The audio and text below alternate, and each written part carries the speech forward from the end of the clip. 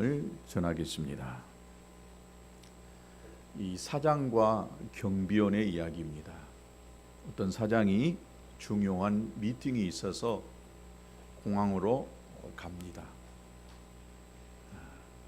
근데 마치 밤에 경비를 서던 이 경비가 급히 가는 사장님을 붙들고, 사장님, 제가 사장님께 꼭 드릴 말씀이 있습니다 라고 이렇게 말할 때 사장이 허락을 했습니다.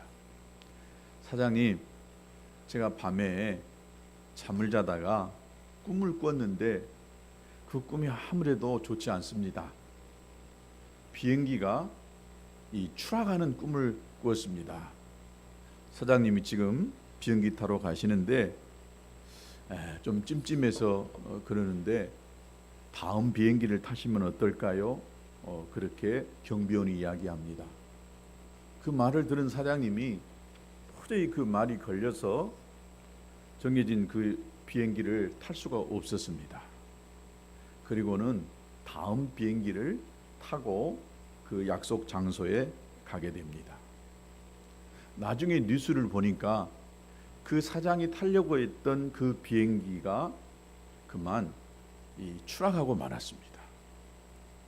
그 뉴스를 보고 이 사장의 마음이 얼마나 이 가슴이 털컹했는지 모릅니다. 그리고 돌아와서 경비원을 불렀습니다. 그리고 경비원에게 봉투 하나를 꺼내줍니다.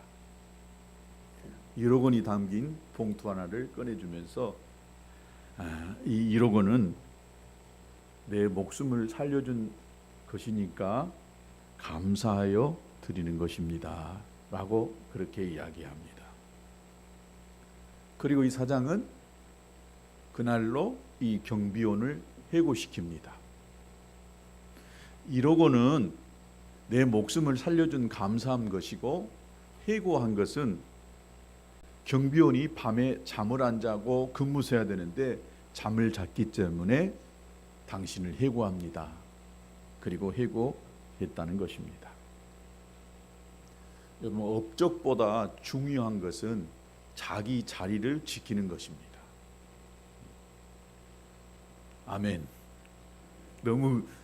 너무 심각하게 여러분 듣다 보니까 아멘할 타임을 놓쳐버렸죠.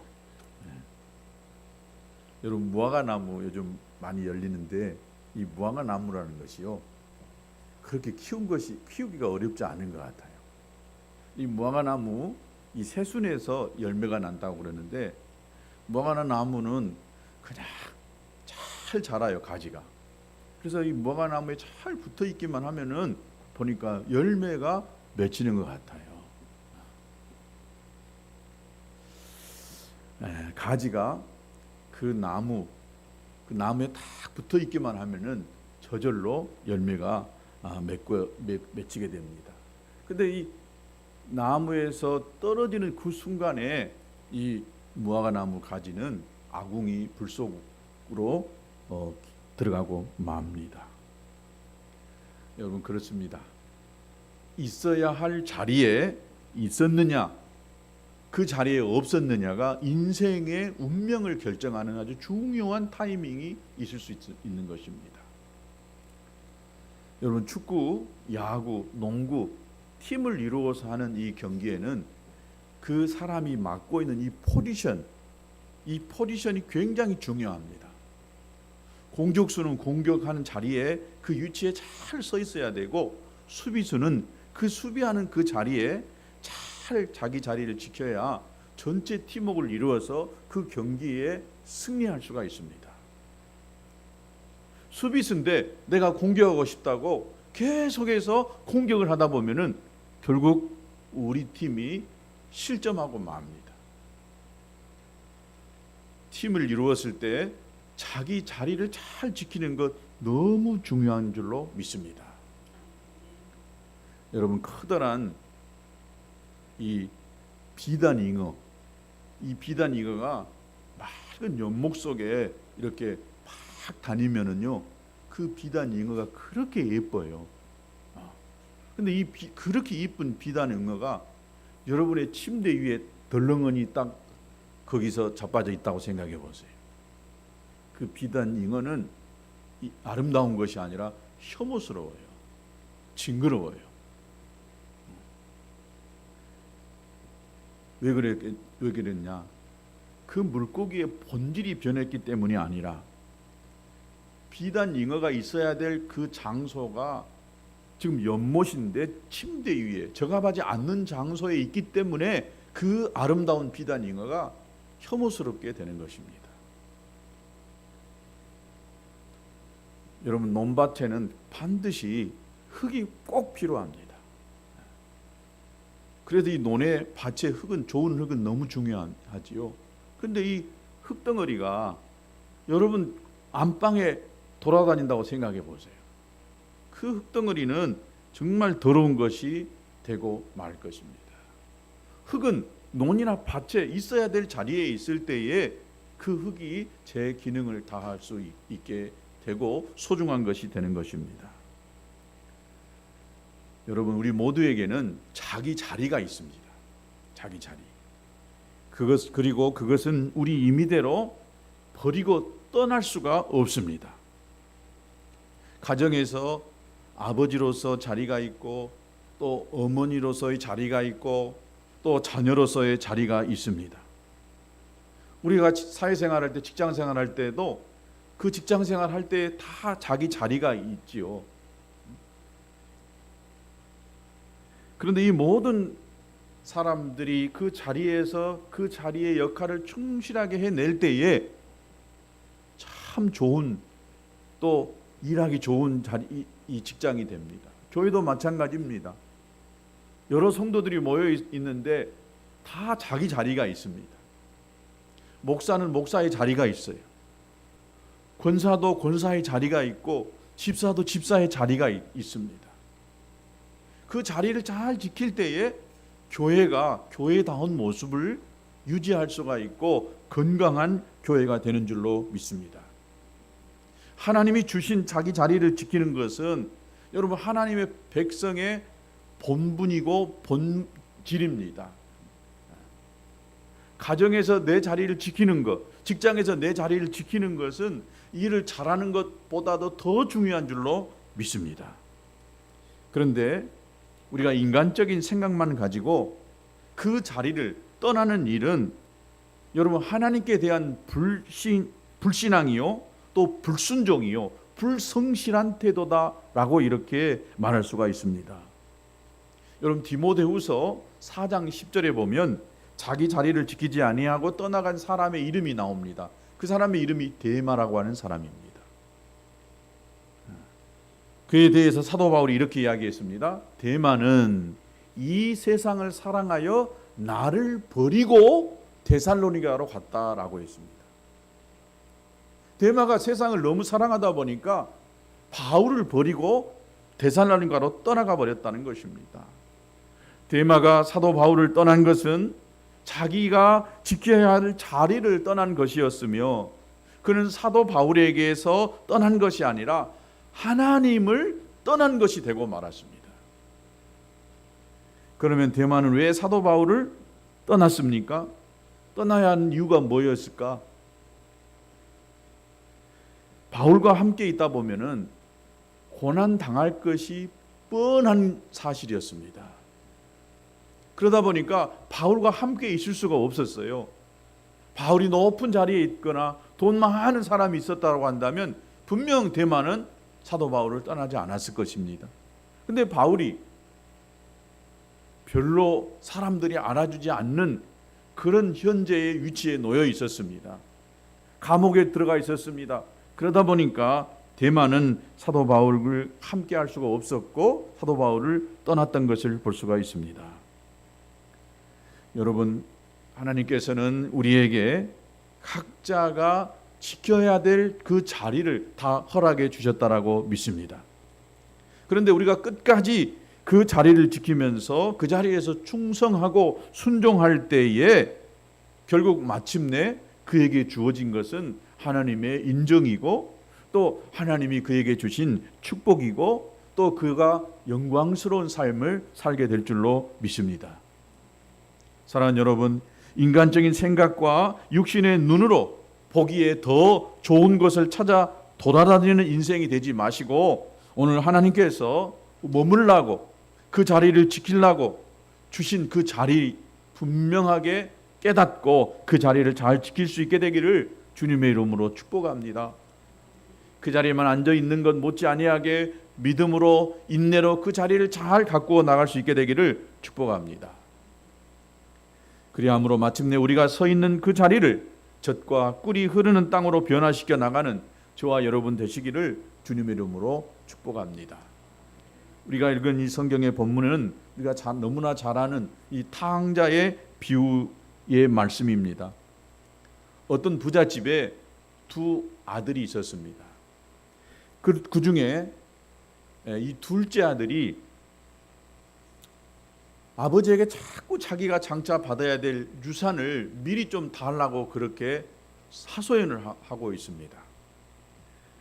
예수님 당시에나 지금이나 이 재산 상속은 대부분 아버지가 돌아가셨을 때에 받는 것입니다. 그런데 이 둘째 아들은 아버지가 아직 건강하게 살아 있는데도 불구하고 아버지 내가 받을 유산을 미리 좀 주십시오라고 막 졸라댑니다. 아마 이런저런 이유가 있었겠지만은 그 중에 가장 첫 번째 이유가 될 만한 이유가 지금 자신이 처해 있는 이 자리가 마음에 들지 않는 거예요. 아버지가 계셔요. 그리고 형이 있어요. 자기는 둘째예요. 그러다 보니까 자유롭지를 못한 것이에요. 아버지와 형이 있으니까 안심이 되고 좀 보호가 되어지는 또 평안하다라고 하는 생각을 갖기보다는 신경 써야 할 부분이 아버지, 형 잔소리 듣기 싫고 마음대로 하고 싶은데 그렇지 못한 것이었습니다. 그래서 이 부잣집 둘째 아들은 아버지와 아들의 이 관계를 깨지 않는 한은 얼마든지 평안하고 행복한 삶을 살 수 있었음에도 불구하고 그는 아버지와 함께 누릴 수 있었던 모든 것을 포기해버린 사람이었습니다. 아들의 자리, 동생의 자리, 또 가족으로 묶인 이 관계가 싫었던 그는 돈만 있으면 어딜 가서도 자유롭게 마음껏 살고 싶다라고 하는 그런 생각으로 가득 차 있었던 것 같습니다. 그래서 아버지에게 제발 아버지 재산 좀 빨리 나한테 좀 상속해 달라고 졸라댔습니다. 그러나 아들이 아버지 재산을 달라고 했을 때 그 둘째 아들 말대로 쉽게 내줄 아버지가 어디 있었겠어요? 아마 분명 성경에 기록되어지 않았지만은 많은 실랭이를 했을 것 같아요. 수라 아니다 나중에 준다 아마 한참 이렇게 많은 논쟁을 했을 걸로 생각이 되어집니다. 결국 아버지가 졌습니다. 아버지의 재산을 받아가지고 아버지를 떠나갑니다. 그 아들이 어떻게 됐을까요? 오늘 13절에 보니까 허랑방탕하여 그 재산을 다 허비했다라고 이야기합니다. 허랑방탕했다는 것입니다. 돈은 성실하고 정직하게 땀 흘려 벌고 아끼고 잘 관리해야 됩니다. 필요에 따라 멋지게 그 돈을 쓸 수 있어야 돼요. 그런데 이 아들은 지금 돈을 잘 관리하지도 못하고 멋지게 쓰지도 못했습니다. 허랑방탕하게 그 많은 재산을 다 탕진하고 말았습니다. 한마디로 말해서 이 부잣집 둘째 아들은 자기 관리, 돈 관리 못하고 그래서 아버지 받은 돈을 다 써버리는데 그 돈을 허비해버렸습니다. 돈이 다 떨어지니까 이제 남의 집 일할 수밖에 없었어요. 남의 집 일하는 돼지 농장에 가서 일했습니다. 근데 나중에는 돼지들이 먹는 이 사료, 쥐염 열매도 못 먹을 정도로 그렇게 아주 비참한 상황이 되고 말았습니다. 여러분 부잣집 둘째 아들이 왜 이런 신세가 되어졌을까요?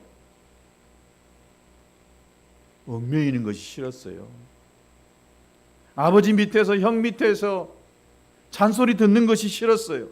아들의 자리, 동생의 자리가 마음에 들지 않았던 거예요. 내가 첫째 아들로 태어나가지고 아버지 재산 더 많이 물려받았어야 되는데 내가 마음껏 하고 싶은 거 했어야 되는데 그렇지 못한 혼자 마음 편히 살고 싶었던 그 마음이 앞서다 보니까 결국 그 돈 가지고 허랑방탕하게 살다가 지금 돼지 쥐염 열매도 못 먹는 이런 죽을 지경이 되고 말았던 것입니다. 우리 보통의 사람들은 두 가지 모순을 가지고 살아갑니다. 하나는 대부분 사람들이요, 자기의 자리에 이 만족을 못합니다. 학생들이 학교 다니는 거 좋아하는 거 보셨어요? 여러분 직장인들이 직장에 다니는 거 즐거워하는 거 보셨어요? 누가 볼 때 다 좋은 직장이에요. 그런데 그 좋은 직장 다 사람들이 만족을 안 하더라고요. 요즘 공무원이 좋다고 하잖아요. 근데 공무원 돼가지고 직장 다니는 사람들 말 들어보세요. 싫다는 거예요. 큰 회사 다니는 사람들 말 들어보세요. 다 남들이 대기업 다니니까 부러워하죠. 그런데 또 다니는 사람은요, 이런저런 이유로 다 싫다는 거예요. 할 수만 있다면 내가 이 직장 때려치우고 다른 일 하고 싶어 하는 거예요.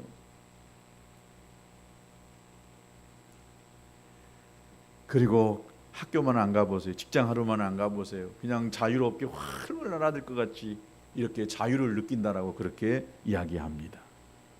그런가 하면은 사람들은 또 항상 어디엔가 소속되기를 원해요. 소속되어 있기를, 묶여 있기를 원해요.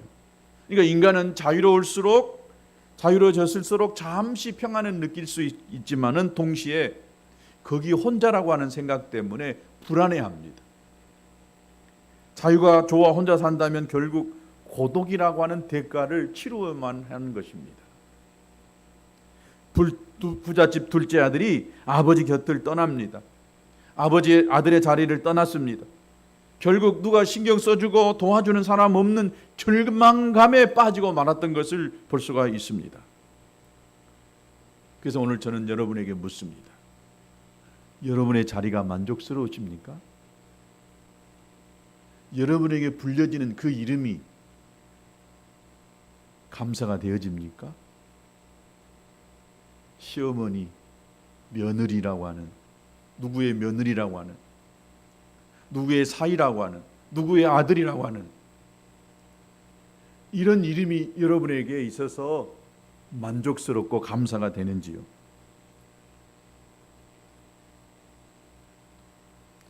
사람들이 얽힌 관계마다 모두 좋게 여기고 모두 감사하며 사는 존재라고 한다면 하나님이 굳이요, 부모를 공경하라, 또 부부간에 싸우지 말고 화목하게 지내라, 자녀들을 바르게 잘 가르치라, 형제들 간에 화목하게 지내라, 이렇게 말씀하지 않았을 거예요.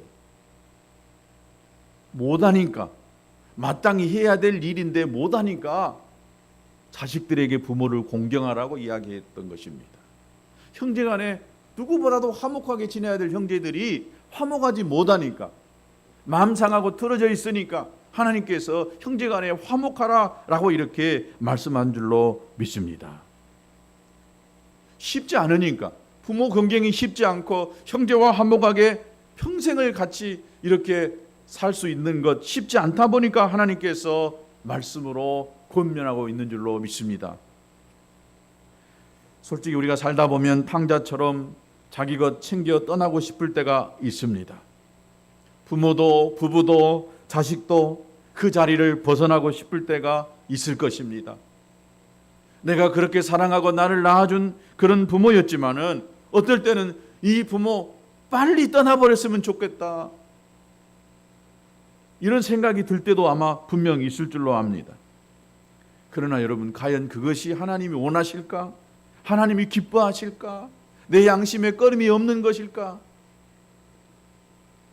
여러분 생각해 보실 수 있게 되기를 바랍니다. 하나님께서는 우리들이 지금의 자리를 잘 지켜가시기를 원하시는 줄로 믿습니다. 그 자리가 어떤 자리인지 하나님은 너무나 잘 알고 계세요. 너무나 힘들고 너무 고통스럽고 너무 고난이 있는 그 자리인지 하나님은 잘 알고 계세요. 그럼에도 불구하고 하나님은 그 자리를 잘 지키라고 말씀하고 계시는 줄로 믿습니다. 우리는 가족이라고 하는 얽힘의 자리도 잘 지켜야 하지만은 신앙생활 하면서도 성도의 자리, 예배의 자리, 봉사의 자리, 기도의 자리 여러분 잘 지켜야 할 줄로 믿습니다. 요즘 신앙생활 하는 사람들이 자유롭고 싶어서 교회에 등록하지 않고 또 교회에 출석하지 않고 요즘 온라인으로 예배하는 교회도 많다 보니까 자기가 원하는 그런 또 예배에 들어가서 또 필요한 말씀만 이렇게 찾아서 골라 듣는 그런 성도들이 의외로 많습니다. 자극적이고 선동적인 그런 설교, 그런 강의하는 그런 분들의 이 조회수는요 팍팍팍 올라가요. 보통 평범한 저 같은 설교 해가지고는 조회수 누가 안 봐요. 금방 주님이 오실 것처럼 이야기하고 싸우는 이야기 해야 여러분 싸우는 이야기, 싸움 구경 얼마나 재밌어요.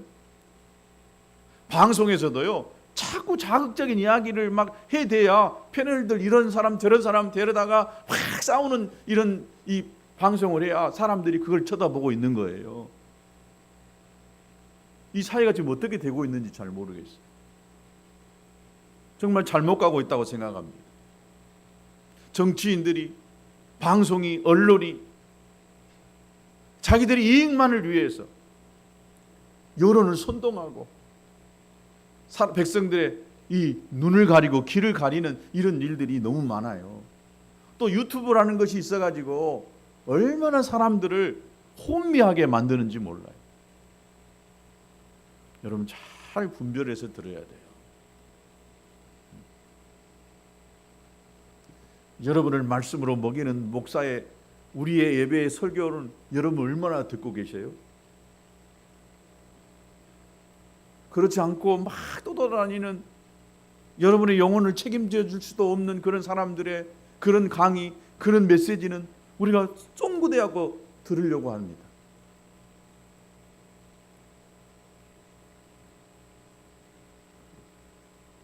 만약 하나님이 이러한 가치와 이런 생활 방식에 원하는 그런 일을 한다면 왜 굳이 교회를 세우셨겠어요? 교회 생활은 어떻게 보면 힘들 수 있어요. 앉아서 편안하게 방송으로 예배한다고 앉아 있어 보세요. 육체는 편해요. 굳이 교회 간다고 일어나서 준비해야지, 차를 타고 와야지, 앉아서 필요하면 이 스마트폰, 텔레비전 앉아서 예배한다고 앉아 있으면 얼마나 편해요. 또 교회 다니면은 헌금해야지, 봉사해야지, 목사님 자꾸 기도하러 가지, 성경 읽으러 가지, 뭐 하러 가지.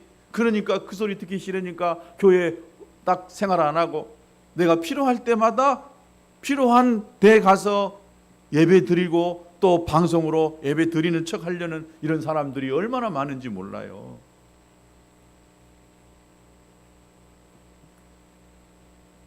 여러분 이 부잣집 둘째 아들의 문제가 뭐였느냐? 집을 나가기로 처음부터 마음을 딱 먹어버렸어요. 싫으니까 아버지 밑에 있고 형 밑에 있는 것이 싫었어요. 그러다 보니까 집안일에는 통 관심을 갖지 않았어요. 오로지 어떻게 되든지 아버지를 설득해가지고 내가 받을 내 유산 몫을 먼저 받으려고만 했던 것입니다. 그러니 삶이 성실했겠습니까? 여러분 어느 집에도 어느 직장에도 어느 교회에도 문제가 다 있습니다. 문제 없는 집 어디 있겠어요? 힘들지 않은 직장 어디 있겠습니까?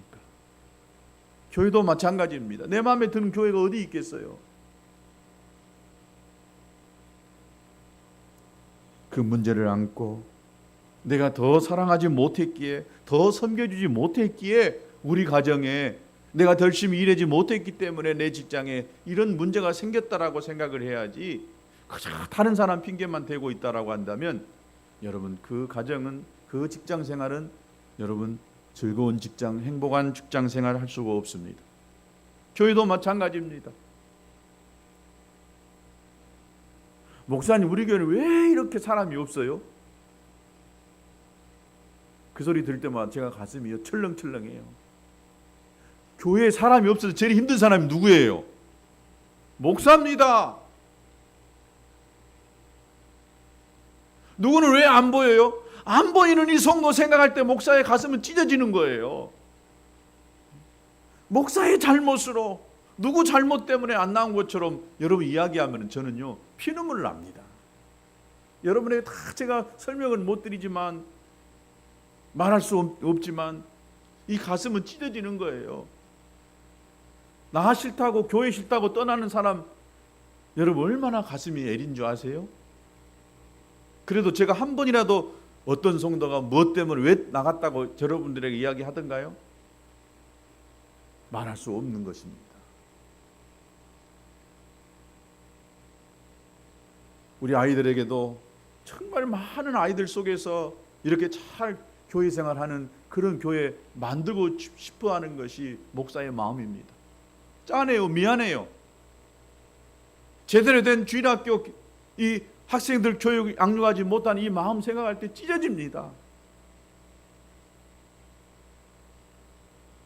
목사님, 전도 못해서 죄송합니다. 내가 더 전도해야 되는데, 그렇게 말해야 진짜 훌륭한 성도인 줄로 믿습니다. 자녀들이 부모한테 와서 엄마, 우리 집 구석은 왜 이래? 아버지, 왜 우리 집은 돈 없어? 그 말을 들은 어머니, 아버지의 마음이 얼마나 힘들고 아프겠어요. 자식들한테 좋은 거 주고 싶고 많이 주고 싶은 것이 부모의 마음이거든요. 부모가 보기에 든든한 자녀가 되어줘야 되고, 자녀가 보기에 마음이 놓인 이 부모가 되어야 하는 줄로 믿습니다. 시어머니도 시어머니 자리에서 잘해야 되고, 며느리도요 며느리 자리에서 잘해야 됩니다. 이 가족과 함께 어울려 살려고 한다면 여러분 신경 쓰이고 힘든 일이 많이 있어요. 없으면, 혼자 있으면 편하지요. 근데 편하면 아까 뭐가 찾아온다고요? 고독이 찾아와요. 쓸쓸함이 찾아와요. 여러 사람이 있으면, 여러 사람이 있을 때에 신경 써야 할 것이 많아요. 그러나 분명 여러 사람 있는 가운데에 더 좋은 일이 많이 있는 줄로 믿습니다. 여러분이 끝까지 여러분의 자리를 잘 지켜내시면서, 힘들고 어렵더라도 잘 견디어내면서 그 자리에서 성실하게 끝까지 자리를 지켜내서 복된 가정, 또 잘되는 직장생활, 또 부흥하는 우리 교회, 건강한 우리 교회 만들 수 있게 되기를 주님의 이름으로 축복합니다. 우리 같이 찬송하겠습니다. 찬송가 524장입니다. 찬송가